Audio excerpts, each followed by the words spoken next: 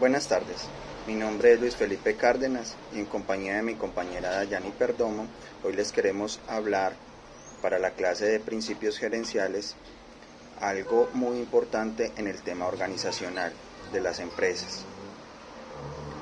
Abordaremos los aspectos relacionados a la inteligencia emocional y la importancia de estas dentro de las organizaciones.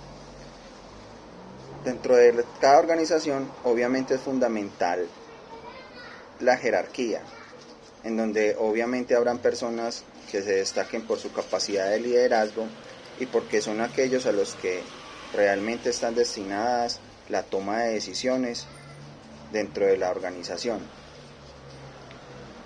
Todo líder dentro de una organización debe tener en cuenta que es importante el fortalecimiento en dos aspectos, tanto el aspecto intelectual, sus capacidades técnicas, sus capacidades analíticas, sus capacidades mentales, hablando de la inteligencia que tenga para desarrollar su función. Este aspecto es muy importante, pero hoy nos vamos a centrar en otro de los pilares que debe tener estas personas, y es lo relacionado con la inteligencia emocional. ¿Por qué es importante transmitir e impregnar esto dentro del ADN de los líderes de una organización? Principalmente porque dentro de su rol de líder podrán fomentar, podrán ser ejemplo, podrán ser reflejo para sus colaboradores o para los demás integrantes de la compañía. Es por eso que ellos deben trabajar fuertemente estas aptitudes, también llamadas competencias blandas, pero que son muy importantes para el desarrollo de las competencias del talento humano que se tiene dentro de las organizaciones. Ellos obviamente tienen herramientas en las cuales pueden apoyarse para apalancarse y poder sacar adelante esta tarea, que no es fácil. No obstante, siempre hay un camino a seguir y siempre hay alternativas en las cuales se pueden ellos apoyar. Actualmente, los tiempos que vivimos obligó a muchas empresas a tomar cambios. Realmente estamos hablando de una etapa de reinvención para muchos negocios y sectores de la economía, y aquí en este momento es donde gana mayor relevancia estos conceptos que estamos tocando en el día de hoy. ¿Por qué? Porque en esta etapa de cambios muchísimas personas dentro de las organizaciones pueden llevar a tener comportamientos o emociones que puedan perjudicar el rendimiento en sus actividades, y obviamente esto irá en detrimento de los intereses de la compañía. El tema vivido por la pandemia nos obligó a tener un confinamiento al cual muchos de nosotros no estábamos acostumbrados, podría decir yo que la mayoría, y esto realmente nos llevó a que tuviéramos que gestionar las emociones de las personas de una manera diferente, más aún cuando perdíamos ese contacto personal que podíamos tener con los colaboradores antes de la pandemia. Realmente el lenguaje no corporal es muy importante. El lenguaje hablado, el lenguaje oral también estábamos acostumbrados a utilizarlo frecuentemente y era nuestra principal herramienta, pero al vernos impedidos de estos canales tuvimos que abrirnos a otras formas para comunicarnos entre nosotros sin descuidar ese aspecto de la inteligencia emocional y la lectura de las emociones por parte de nuestros colaboradores. Y eso, ¿a qué nos lleva a nosotros? ¿A qué nos obliga a revisar? Lo primero es que nosotros debemos de apalancarnos dentro de lo que yo podría denominar unos pilares, que los defino en la autoconciencia, la autogerencia, la conciencia social y la gerencia de las relaciones.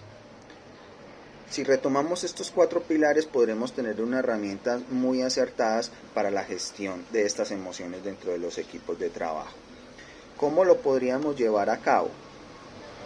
Y para esto quiero citar realmente una situación particular vivía en la organización en la cual laboro. Yo trabajo en el sector salud en una empresa que presta servicios médicos domiciliarios.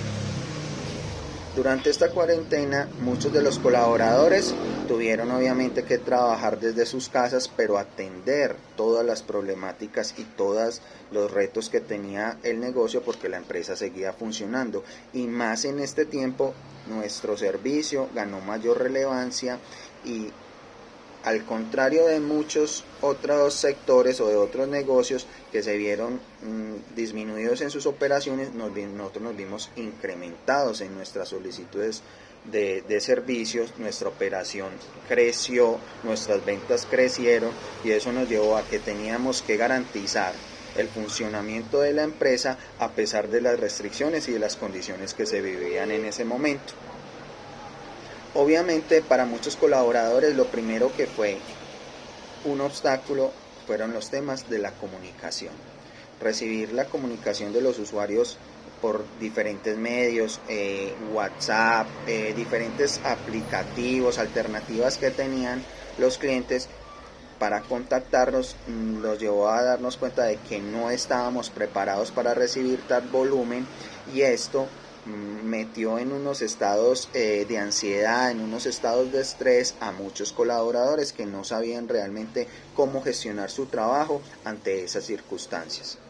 La empresa tomó la decisión de, a través de sus líderes, que en este caso me correspondía a mí la parte de cartera, comenzar a trabajar a estas personas y brindarles un apoyo desde la parte emocional, porque bien sabíamos la calidad y las competencias que teníamos para desarrollar su trabajo, sabíamos y conocíamos que son personas con experiencia y con capacidades para llevarlo adelante, pero que su principal obstáculo en ese momento era poder atender a todas esas solicitudes y por qué canales, ya que no estaban acostumbrados a administrarlos.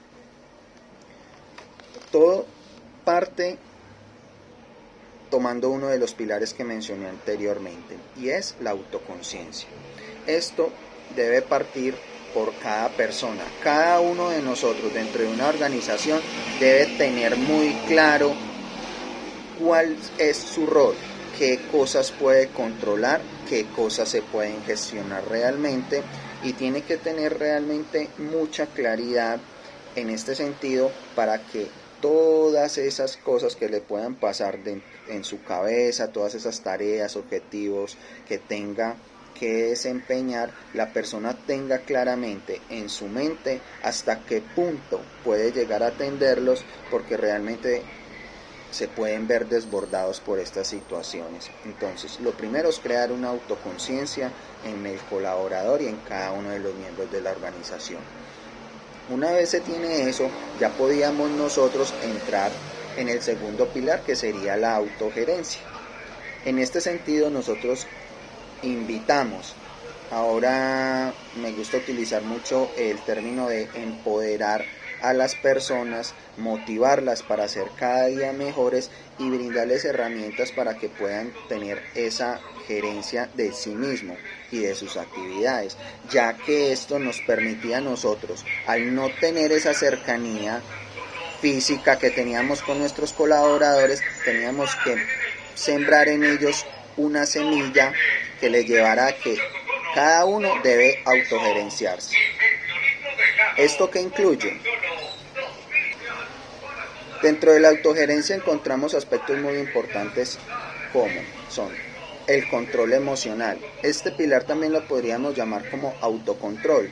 ¿Por qué? Porque tenemos que controlar nuestras emociones. Partiendo de la conciencia que tenemos que tener personal, vamos a poder tener un control sobre las emociones que tengamos. También tenemos que ser abiertos, tener una posición muy receptiva y tener de cierta manera, una virtud que se llama adaptabilidad. El mundo cambia, las organizaciones cambian, las personas cambian constantemente y tenemos que estar abiertos a ese término de adaptabilidad. Tenemos que saber encajar a las nuevas realidades que se tienen dentro de las organizaciones o dentro de la vida misma, y por ende ese debe de ser una característica algo que realmente tenemos que impregnar en cada uno de nosotros.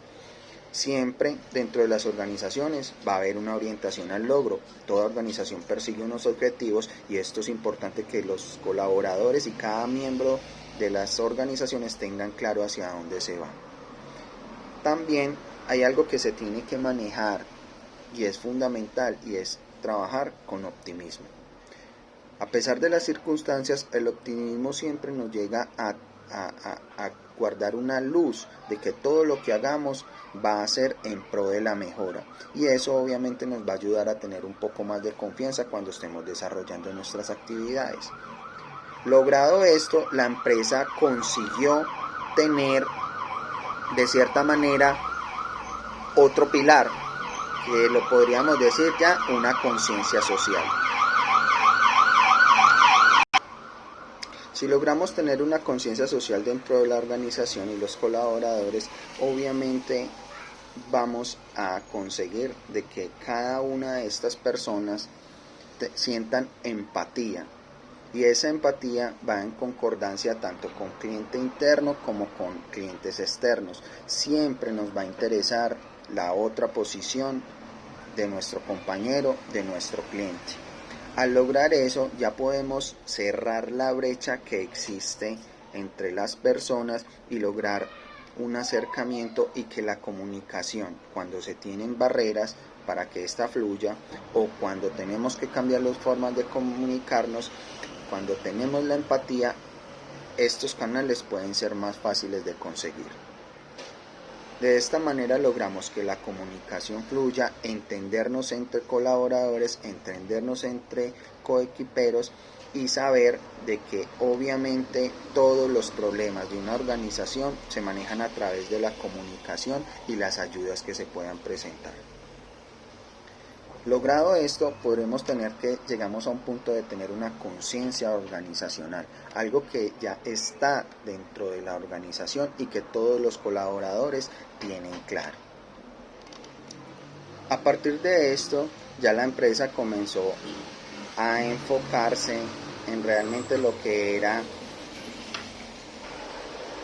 el manejo de las relaciones como tal. Y eso lo podríamos denominar como la gerencia de las relaciones. ¿Y por qué lo denominaría así y lo caracterizo como nuestro último pilar?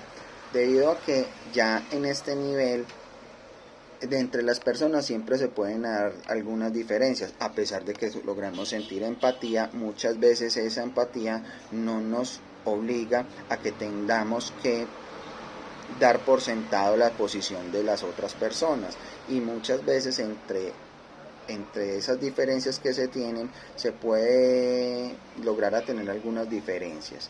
Para nosotros gestionar eso, entonces ya entramos a gerenciar las relaciones personales de cada una de las personas.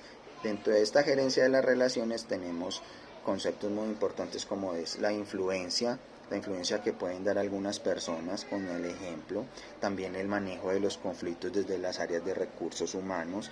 Realmente es un área que procura mucho manejar el conflicto a nivel personal, a nivel individual, de una manera muy reservada, de una manera que la persona realmente comprenda cuáles son las dificultades que lleva a tener un comportamiento y otro. También se trabaja mucho en el tema del trabajo en equipo, porque muchas personas son cómodas trabajando, son muy individualistas, y realmente el trabajo cuando es en equipo puede tener mejores resultados, y de esa manera tener la inspiración de las personas. Cuando una persona ya logra reunir y asentar estos pilares, puede escalar a otra etapa en el cual es una persona que logra inspirar a otros. Cuando una persona logra hacer eso, realmente ha calado en los grupos de trabajo dentro de las organizaciones, y esto es lo que realmente se buscó en EMI durante este tiempo de la cuarentena. Trabajar las emociones de las personas siempre desde la autoconciencia, que tengan muy claro los alcances de las problemáticas, hasta cuándo pueden ir ellos. Una vez se tiene la conciencia establecida, autogerenciarse las emociones para lograr la conciencia social, y una vez ya tenemos ese paquete dentro de la organización de tener una conciencia colectiva, ya podemos entrar a trabajar el último pilar, que es la gerencia o la administración de las relaciones entre las personas. Pienso yo que son herramientas muy importantes cuando se dan los cambios, que ninguno puede calcular cuándo y en qué momento sucederán, pero que de todas maneras son ejercicios muy importantes para nuestras vidas profesionales y personales. Muchas gracias.